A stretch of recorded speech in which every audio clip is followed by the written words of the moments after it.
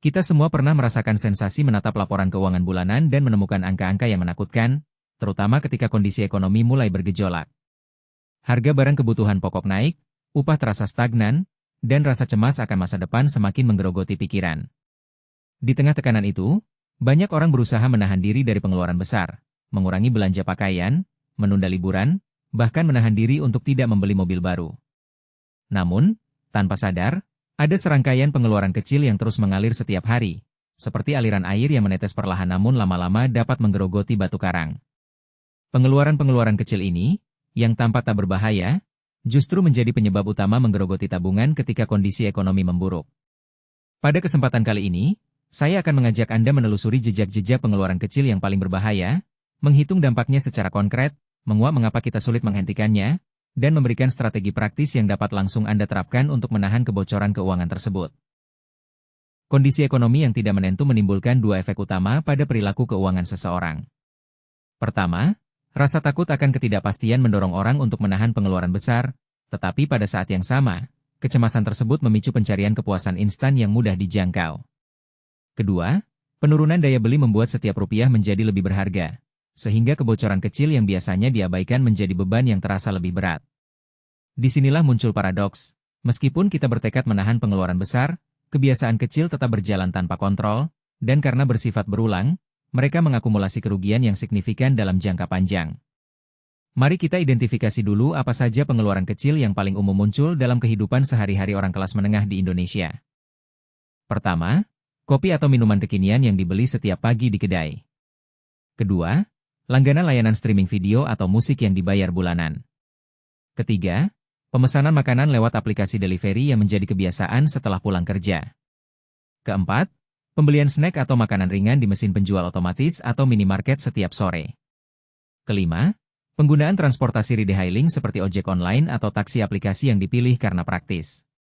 Keenam, pembelian barang digital mikro seperti skin game, emoticon, atau aplikasi premium yang harganya hanya beberapa ribu rupiah namun muncul berulang kali.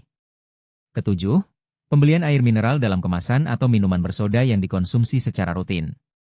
Kedelapan, langganan majalah atau koran digital yang jarang dibaca namun tetap terbayar. Kesembilan, pembayaran layanan kebersihan rumah atau laundry yang diatur otomatis setiap minggu. Kesepuluh, biaya parkir atau tol yang muncul setiap kali bepergian ke kantor atau pusat perbelanjaan. Meskipun masing-masing tampak sepele, bila dijumlahkan mereka dapat menggerogoti anggaran secara signifikan. Ambil contoh kopi pagi. Jika Anda menghabiskan Rp15.000 untuk secangkir kopi di kedai setiap hari kerja, dalam sebulan, 22 hari kerja, Anda mengeluarkan sekitar Rp330.000. Dalam setahun, angka itu melambung menjadi hampir Rp4 juta. Tambahkan langganan streaming video seharga Rp149.000 per bulan, Anda menambah Rp1.788.000 per tahun. Pemesanan makanan lewat aplikasi delivery dengan rata-rata Rp60.000 per hari 2 kali seminggu menghasilkan pengeluaran sekitar Rp480.000 per bulan, atau Rp5,76 juta per tahun. Sekadar snack sore seharga Rp5.000 per hari menambah Rp150.000 per bulan, atau Rp1,8 juta per tahun. Jika semua pengeluaran kecil ini dijumlahkan, totalnya dapat mencapai lebih dari Rp15 juta dalam setahun, sebuah angka yang cukup besar bagi seseorang yang memiliki penghasilan bersih bulanan antara Rp8 hingga Rp15 juta. Angka-angka ini bukan sekadar teori.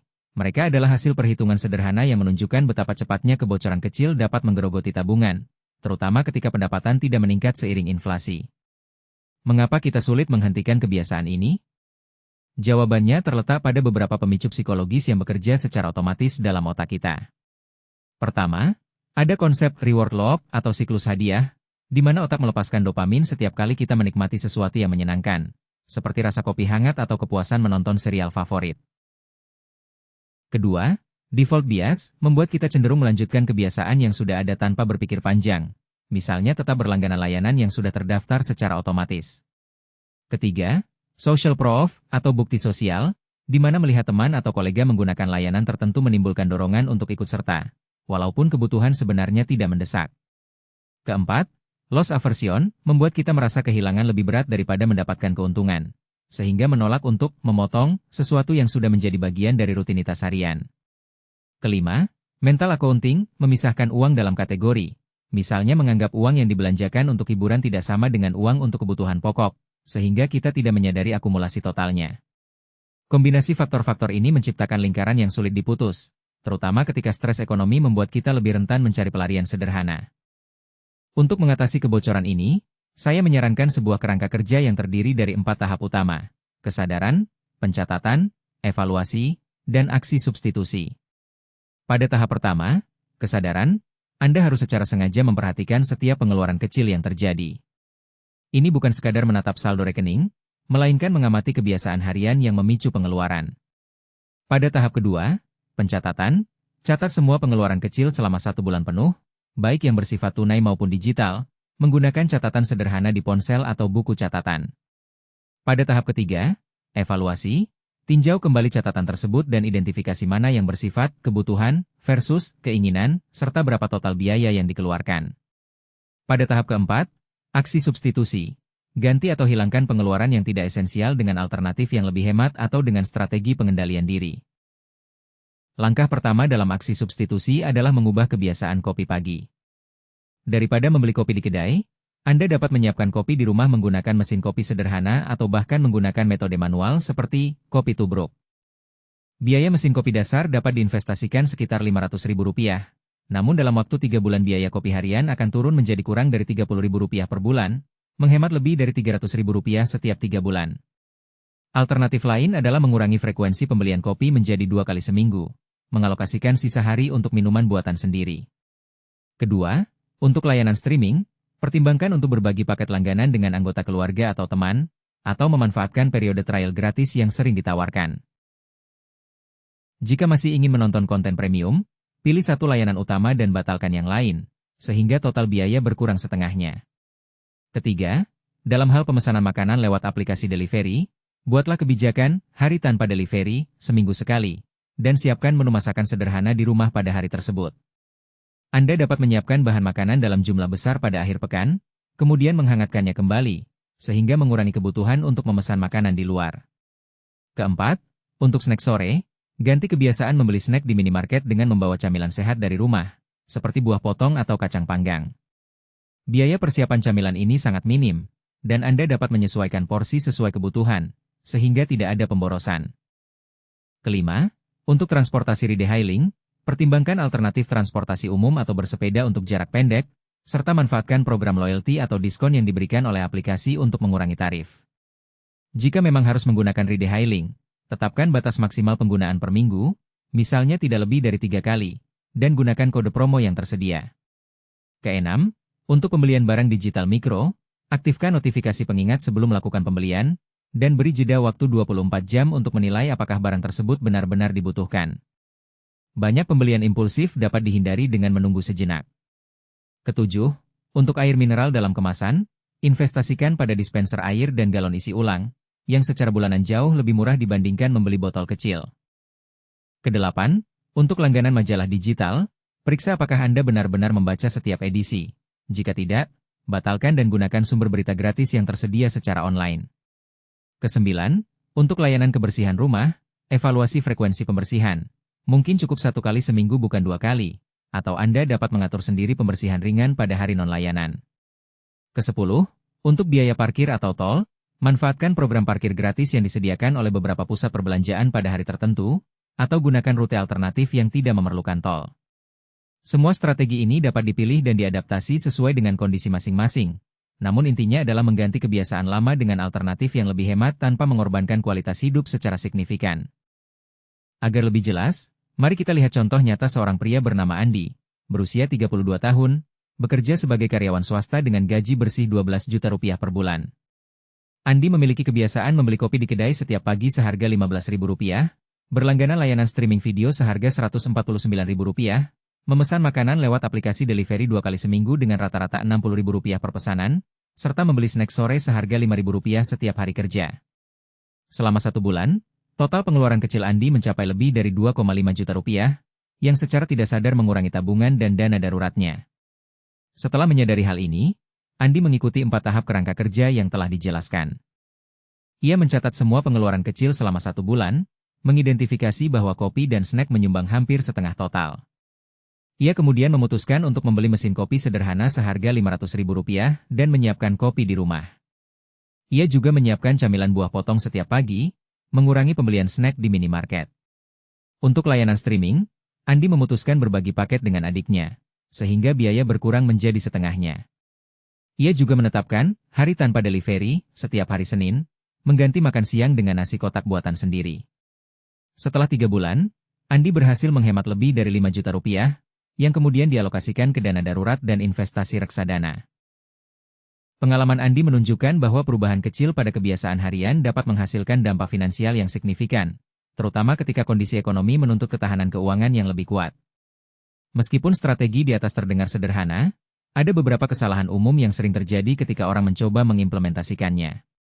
Pertama, banyak yang langsung memotong semua pengeluaran kecil sekaligus, sehingga merasa terlalu terbebani dan akhirnya kembali ke kebiasaan lama. Pendekatan yang lebih realistis adalah melakukan perubahan secara bertahap, misalnya mengganti satu kebiasaan per bulan. Kedua, ada yang mengabaikan pentingnya pencatatan yang akurat.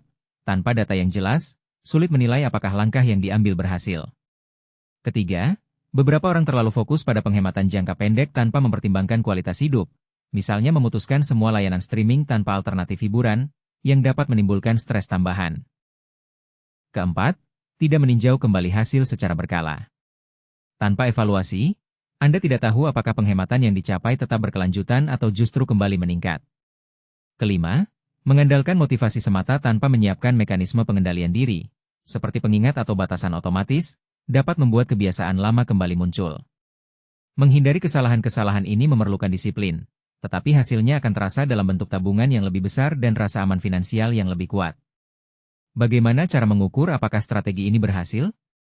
Langkah pertama adalah kembali ke catatan pengeluaran bulanan. Bandingkan total pengeluaran kecil sebelum dan sesudah implementasi strategi. Jika angka tersebut menurun secara konsisten, misalnya dari Rp2,5 juta menjadi di bawah Rp1 juta per bulan, maka Anda telah berhasil mengurangi kebocoran. Selanjutnya, perhatikan saldo tabungan atau dana darurat. Apabila dalam 3 hingga 6 bulan saldo tersebut meningkat, itu menandakan bahwa penghematan telah dialokasikan ke tujuan keuangan yang lebih produktif. Anda juga dapat mengukur tingkat kepuasan pribadi. Apakah Anda masih merasa nyaman dengan perubahan kebiasaan, atau apakah ada rasa kehilangan yang mengganggu? Jika rasa puas tetap tinggi dan stres menurun, maka strategi tidak hanya berhasil secara finansial, tetapi juga secara psikologis. Evaluasi ini sebaiknya dilakukan setiap akhir bulan, sehingga Anda dapat menyesuaikan langkah selanjutnya, misalnya menambah satu kebiasaan baru yang dihemat atau meningkatkan batasan pada kebiasaan yang masih terasa berlebihan.